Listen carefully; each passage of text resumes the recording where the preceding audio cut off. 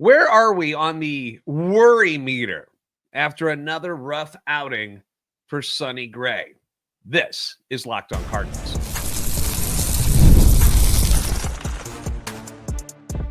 You are Locked On Cardinals, your daily St. Louis Cardinals podcast, part of the Locked On Podcast Network, your team every day. Hello there, Cardinal fans. I am JD Hafford, and I'm your host for Locked On Cardinals, part of the Locked On Podcast Network, covering your team every day. You can follow me on X at JD Sports Radio. You can also follow the podcast at LO_Cardinals. We're also on YouTube. Make sure you like, subscribe, and comment. Hit the notification button so you don't miss any of our new episodes or the shorts that also get dropped. People seem to be a fan of those as well. And we're available on TikTok. We're on Instagram at Locked On Cardinals. This is a show serving Cardinal Nation and giving the best fans in baseball all of the info about the birds on the bat. Thomas Cobain from RedbirdRants.com joining us for his weekly visit. Welcome back, big man. How are things in your world on this Tuesday?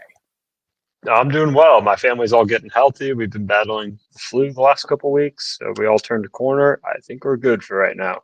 I say that, but I say that. And then it'll just come right back at you. Yeah. Hopefully the warm weather that we're all kind of enjoying right now, hopefully it sticks around.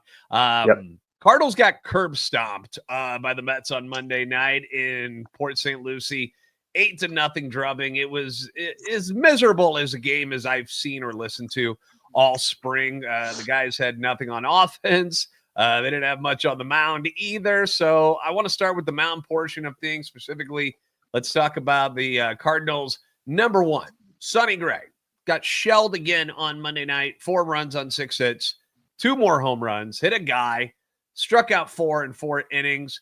The home run total now for the spring and 2 starts, which already leads Major League Baseball and home runs given up in the spring, is at 5, and his numbers across the board in those 2 starts, 6 2/3 innings, 7 runs, 10 hits, 5 of them over the wall, a hit by pitch, 1 walk, 7 strikeouts, the ERA at 9.45, which is a great relative athletic score if you're an NFL combine guy.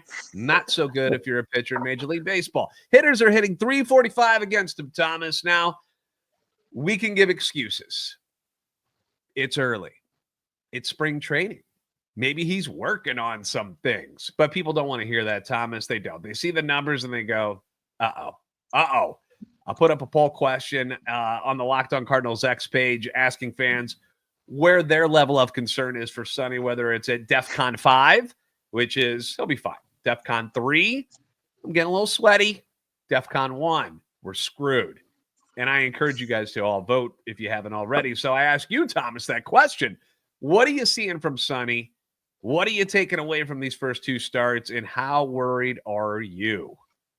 I actually just answered that poll before we started up here. I put DEFCON 3. I'm a little bit sweaty, mostly because it is just spring training. However, to see him, it's the same thing we talked about with Nolan Gorman and the strikeouts. He's still doing it. We're still seeing Sonny Gray get hit by the home run ball this year. They moved the fences in at Roger Dean. I don't think that's much of a factor. I think he's just getting walloped, like legitimately smacked around by the home run pitches. He's leaving a lot of things over the plate, which could be something he's working on, precise locations, but you can't throw that many balls in the strike zone if you're trying to get batters to not hit home runs.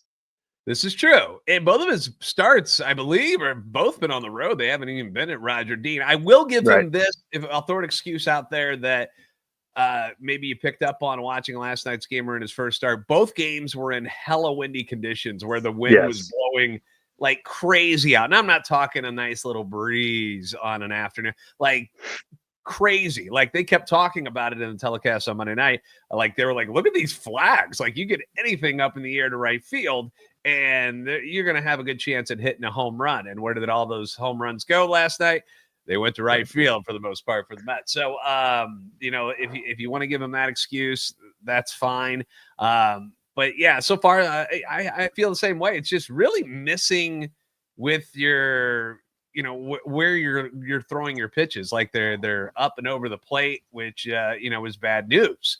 And even if you're facing guys who aren't major league hitters and they're, working their way up and they're AA, AAA guys, those guys are going to hit stuff like that, especially when you don't have, the overpowering velocity. If you're not hitting 98, 99, they're going to smack you around a little bit. So your level of concern is just pump the brakes a little bit, but Sonny needs to get the ball down is what we're saying, right?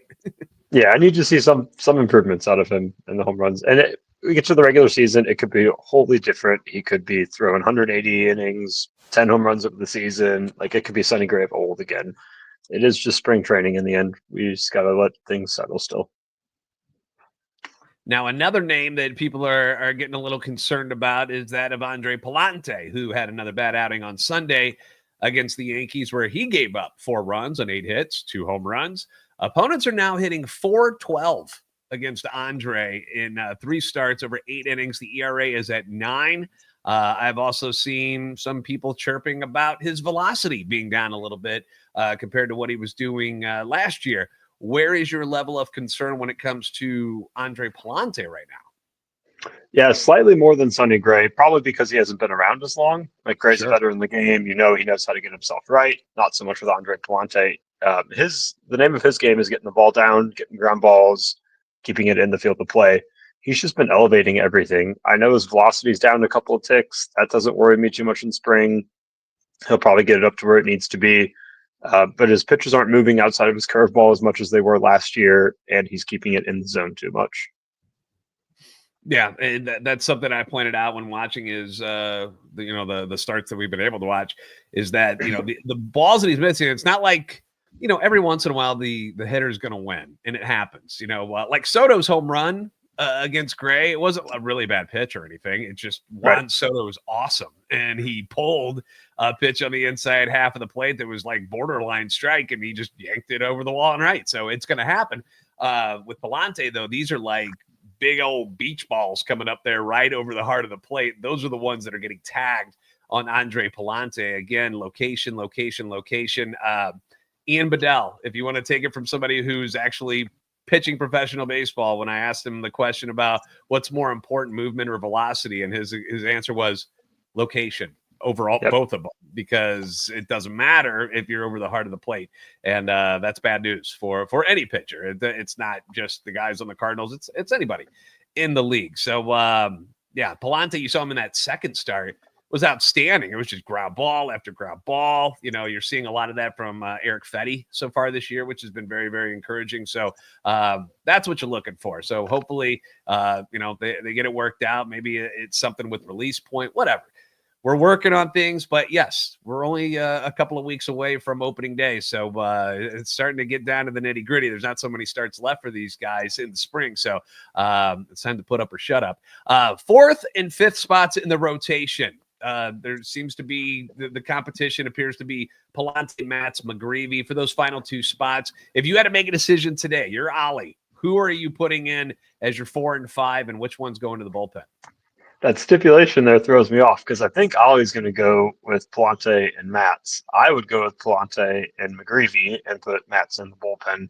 I know Andre's struggling in the spring, but I think he earned himself a spot last year. From June on, he was one of the best pitchers. He probably was the best pitcher on the rotation.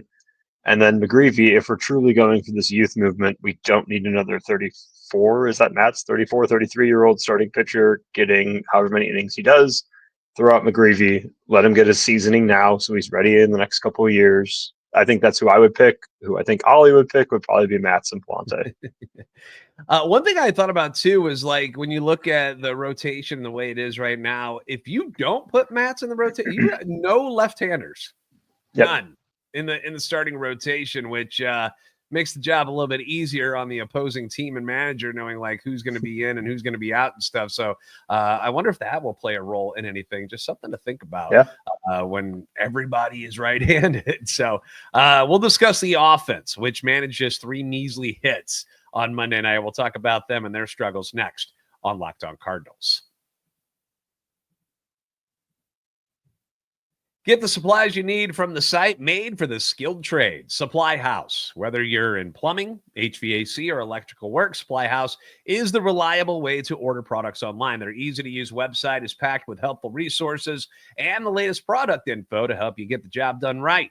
Plus, with a complete inventory of over 200,000 parts from 400-plus top brands, you'll find exactly what you need, delivered fast from coast to coast. Now, if you need help with an order, and I'm one of those guys that's not super handsy, and I could use some help with everything that's going on in my house, SupplyHouse does offer expert support and industry-leading services, or industry-leading services, so you'll always talk to a real person, which is always a bonus. And for trade pros looking for an extra edge, their free Trade Master program offers exclusive perks like a dedicated phone line, free shipping, and discounts on every order. Thousands of skilled professionals are already taking advantage, so now it's your turn. Join the Trade Master program today at supplyhouse.com/TM and start ordering plumbing, HVAC, and electrical supplies with just a few clicks. Plus, use the promo code SH5 for 5% off your first order. That's supplyhouse.com.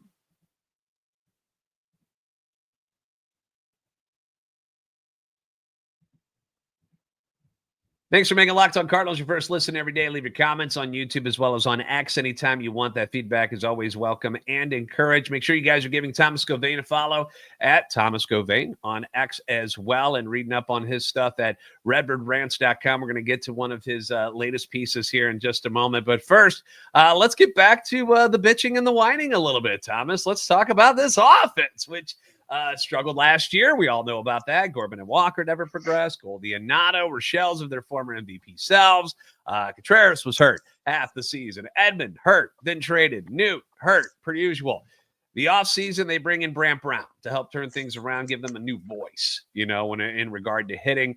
But so far this spring, not a lot of progress that we've seen thus far. The Cardinals are batting .209 as a team this spring, which, go ahead, take a guess, Thomas. Where is that ranked among MLB teams in spring training? I'm going to go 29th. I'm going to give you dead last at 209. They've got 110 hits. Where do you think that ranks? Dead last. Dead last. That is a correct answer.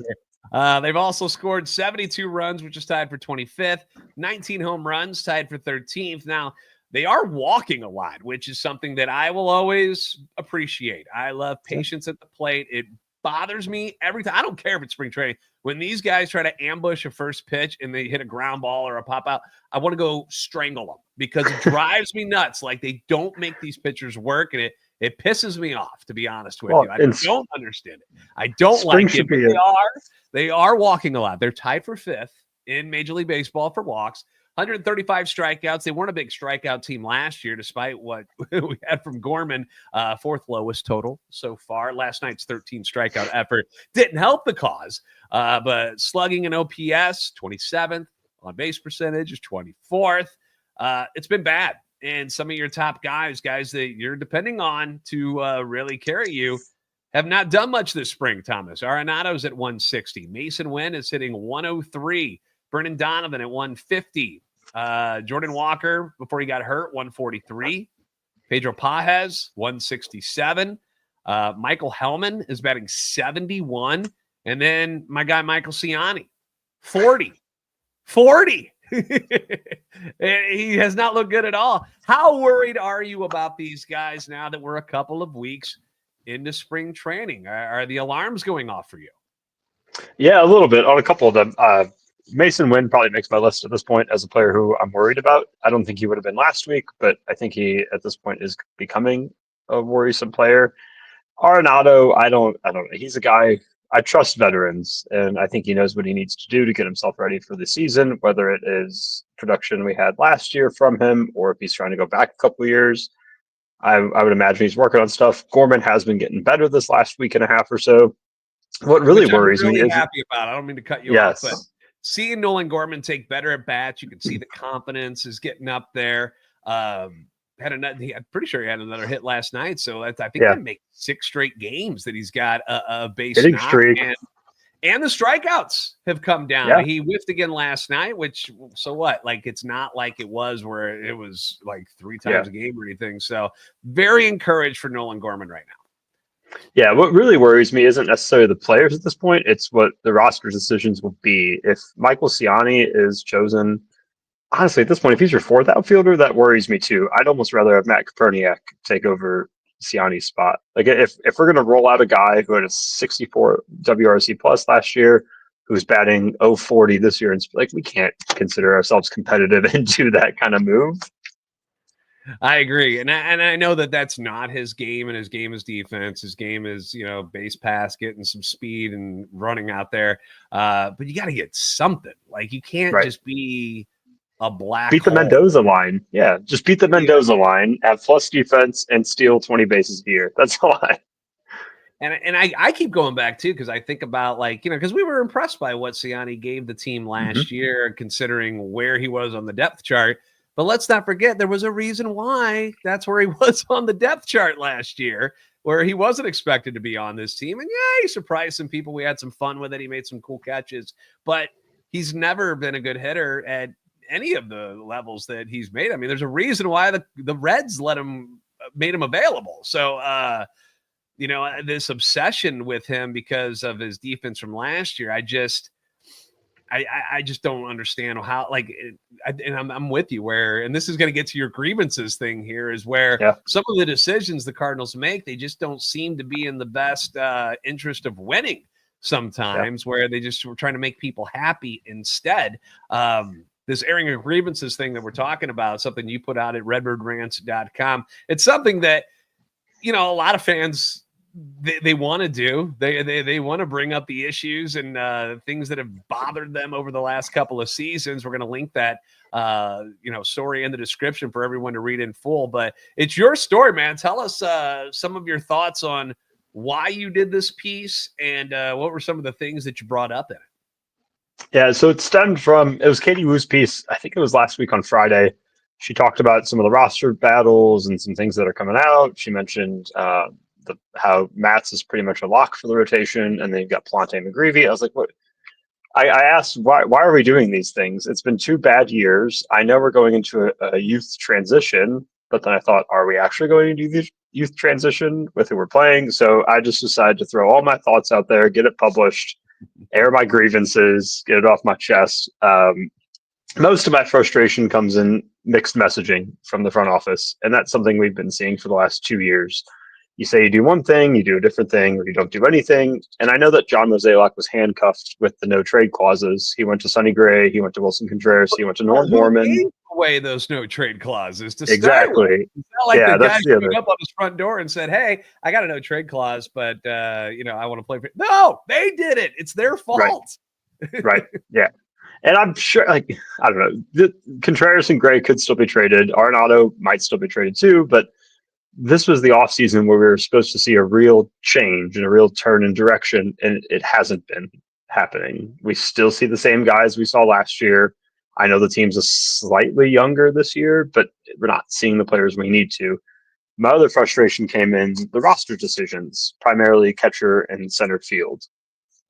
Are we really going to roll out Michael Ciani when we needed offense last year? I know Victor Scott had a tough offensive year last year. I know he was hot in the spring. He's hot in the spring this year. But he should probably be mentioned as a guy who gets 500 at-bats at this point, and we see what he can do in the majors. The same thing with Ivan Herrera. Why are we throwing out Pedro Pages behind the plate for 60% of the games like we did last year when it should probably be Herrera? He shouldn't catch every game. No one should catch every game. But he should get the bulk of the innings at catcher. You look at Alec Burleson, one of our best offensive players last year. He absolutely obliterated right-handed pitchers. Where is his spot on the team next year? He's just blocked everywhere you look. He's blocked at first base with Contreras. He's blocked in the outfield with Brendan Donovan and Lars Nootbaar. The way the roster has been constructed these last 2 years has just been abysmal.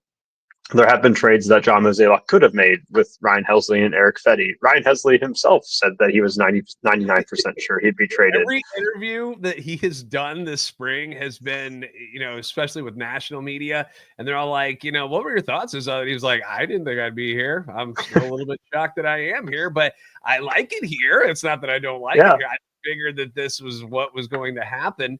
And that's a guy who didn't have a no trade clause, and they hung on to him. Right. And I've given reasons why I think they held on to Helsley. I don't think the market was what they thought it was going to be. I feel what the Yankees gave up for Devin Williams was a little bit light. So if they were getting less than what the Yankees gave for Devin Williams, then I can see why they're like, well, maybe we should just, risk it and wait till the trade deadline. And I feel like that may be the thing going on with Eric Fetty too, was that maybe they weren't all that pleased with things that they were getting offered in return, and we're like, well, then screw you. I'll just hang on to them, and we'll see how it all unfolds and see how the demand is at the trade deadline. But it's a risk. It's a risk for sure. It is. Well, and you see all these injuries now with pitchers, the Mets, the Yankees, the Orioles. Like Eric Fetty's value is going up, so it's probably best that Mosaic Luckboy. It was just so like everything we heard at the end of last season, throughout the offseason, was youth, time for these guys. We're going to rebuild the farm system. Like the Cardinals have a very bad farm system at the moment. They've had a very bad farm system since 2021 when Mason Wynn and Jordan Walker graduated. Like the core recuperation is not there in the pipeline. It's not at the major league roster. Like I think we're just staring down the barrel of 2-3 more 80-win seasons, and it seems to be that everybody in ownership and front offices at the moment just fine with that. And that kind of frustrates me as a fan who's been here for as long as I have been. I'm not around as many of the other fans, but it's still frustrating. Yeah, it is, because you see some of these other teams, and sure, spending money doesn't always guarantee that you're going to win, but damn, it helps. It sure does help when you go and spend just a little bit more. I mean, to cut back to where it is, and tell the fans, well, just be patient with us. I feel like that this is 3 years of patience so far, and not seeing much of a progression yet is annoying. And they're gonna catch it in the butt when they see the turnstiles. Like I was online this weekend looking at opening day tickets to see if I could find something for my mom or something, and I was amazed at how many seats are still available for a Cardinals opening day, which never happens. Like those things sell out, blink of an eye, no seat to be found. I could be right there by home plate if I wanted to. I'm not going to pay for that, but there were some really good. I was like, oh my gosh, people really are like, nope, not doing it. And it's sad. It's sad to see. And to hear some of these national telecasts, when they're airing these spring training games, and the way their broadcasters talk about the Cardinals, and it's just kind of like, oh my gosh, like everybody's like, this is just they just don't have a lot going for them. And, me and you try to see the positive side of things, but I mean, reality is what it is. If these guys like Walker and Gorman don't work out, this team's not going to be very good. If Andre Pallante doesn't work out, or if Sonny Gray struggles, they're going to be really, really bad this year. Ryan Helsley gets hurt. Like there's just the list of ifs on this season is far too long for my comfort.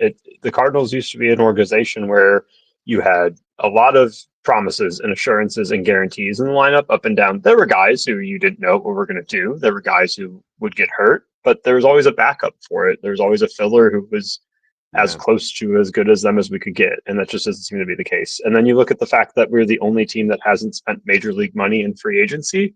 That's embarrassing at that point. Like we have Nick Anderson. Go spend $5 million on someone who's a real legitimate reliever, or Jose Quintana, who was 4.2. Like there are guys out there we could have spent even just $5 million on who would have made this team better and filled the need. Good teams that run their ships well, like the Milwaukee Brewers, go get a Jose Quintana. They're like, yes, we'll take him. Nobody wants this guy. All right, we'll take him. Like it was mind-boggling to me how that he was still out there on the market. And then you go see, and I feel like it's funny is that the last year they signed 3 guys, and Sonny Gray was like the big guy, but then it's like Lynn and Gibson, and nobody wants these guys either. They're free agents, and it's like that's why we were so like last year when you signed them, because these guys they don't move the needle, and they don't do it on the field either. So it was very bizarre last year to see it, and now you're seeing like what people thought of those guys this year, where it's going to take an injury or two that's going on with like those teams you mentioned for Gibson and Linda to find a home if they do at all. So it's a bad time, and we got our fingers crossed that things will be better than the other people are seeing it. But you can see how people outside of this organization are thinking that it's going to be a really, really tough year for the Cardinals. So we want to get to some fan feedback next. We got a couple of questions that has to do with some of the roster spots you brought up. So we'll get to that next with Thomas Gauvain on Locked On Cardinals.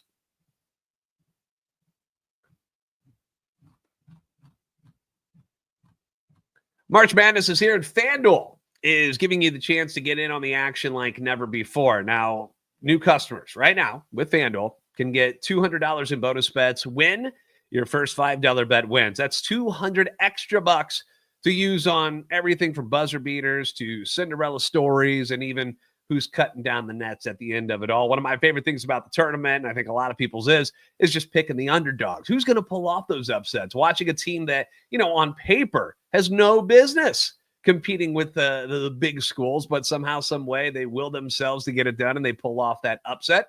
And FanDuel makes it easy to back them with spreads, totals, and game props. With tournament games happening almost every day, there's always something exciting to bet on. The FanDuel app, it's simple to use. Even I can figure it out. I'm sure you can too. And when I win, I get paid instantly. There's no waiting around, which is a great part too, because you want to get that money. So visit FanDuel.com and get in on the college hoops action all tournament long.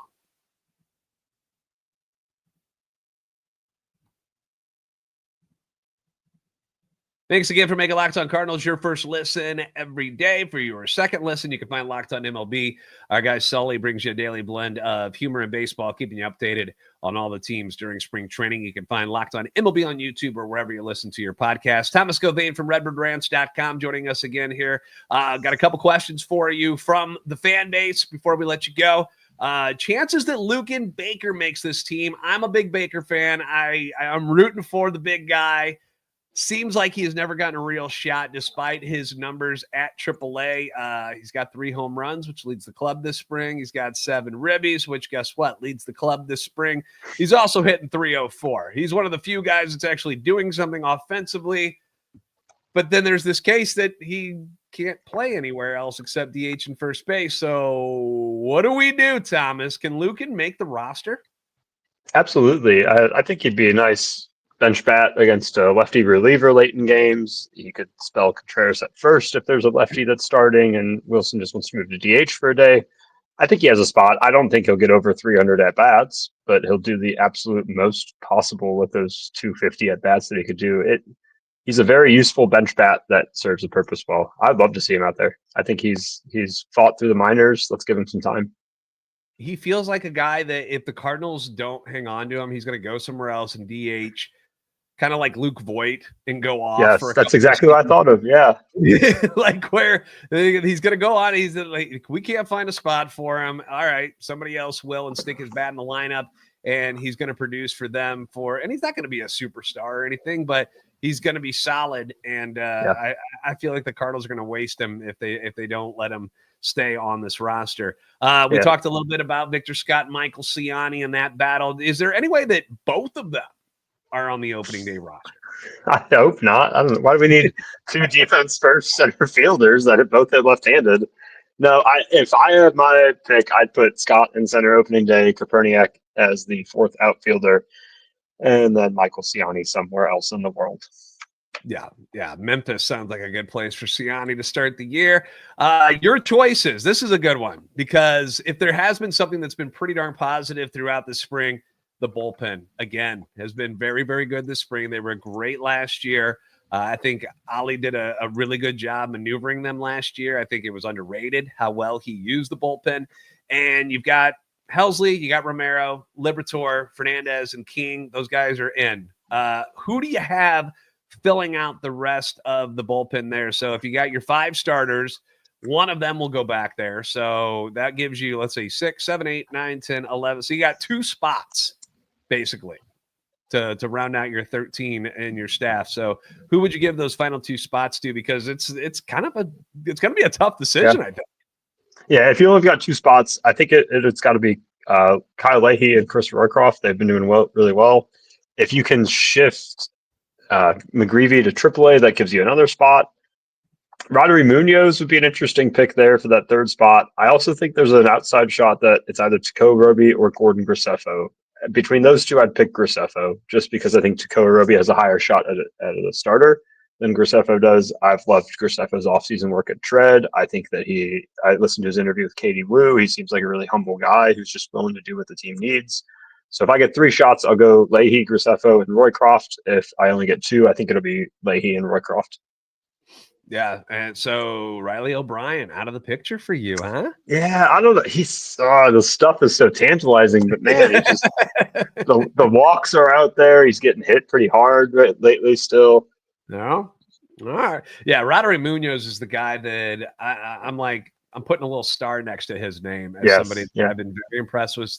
I want to see him pitch earlier in games where he's going up against major league guys instead of coming in later where he's facing these AAA dudes. But I want to give him another shot. I would like to see that. I have no problems with Graceffo and Roby going down to start the year. I know it's fun to have them, and I'd rather see Roby stretched out and be a starter and let him continue that path. But you got Munoz, you got O'Brien, you got Roycroft, Leahy. Lutos has been good too. So you got some choices to make, man. It's going to be a tough battle for the rest of the spring, which is what it's all about. That's the fun stuff of spring, is seeing some of these battles play out.